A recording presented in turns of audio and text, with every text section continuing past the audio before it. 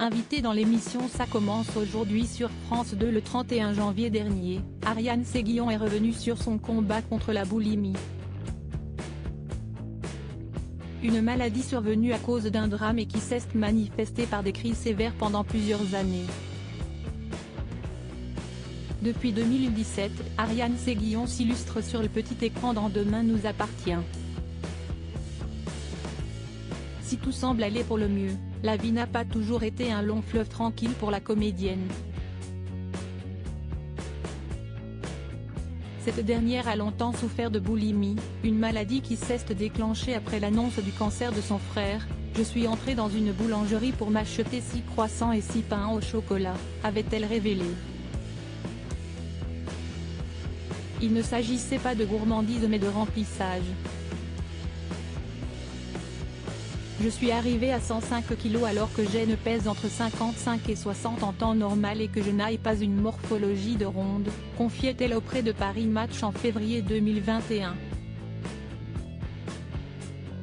La mère de Dorian, membre du groupe Offenbach, finalement sortie de cette mauvaise passe qui a bien failli lui coûter la vie, avait décidé de raconter son histoire dans une autobiographie baptisée La Grosse.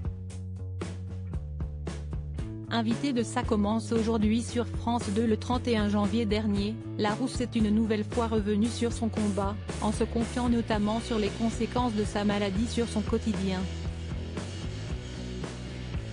Je mangeais n'importe quoi si est résiliente qu'elle se présente sur le divan de l'émission dédiée aux addictions chez les célébrités.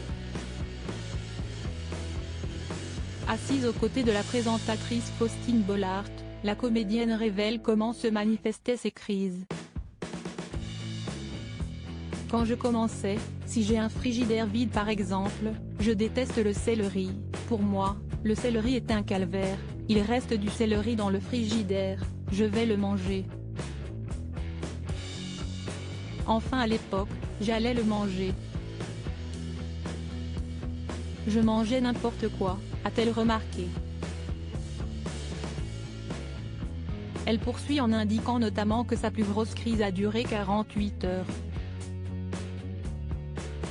Alors que l'image est très importante dans son métier, Ariane Séguillon remarque qu'elle s'est longtemps sentie menacée par le regard des autres. Dans les soirées, on est quand même dans un milieu où l'apparence est numéro 1, j'inventais beaucoup d'histoires. Je disais que j'avais grossi pour un tournage. J'étais persuadée qu'on me croyait, mais j'ai su que beaucoup ne me croyaient pas. L'ancienne boulimique s'est finalement soignée après avoir été alertée par son médecin, j'avais surtout de gros problèmes de tendons. Je n'avais pas les chevilles et les jambes faites pour autant de poids. Je faisais des injections, je voyais une kiné. Un combat de longue haleine.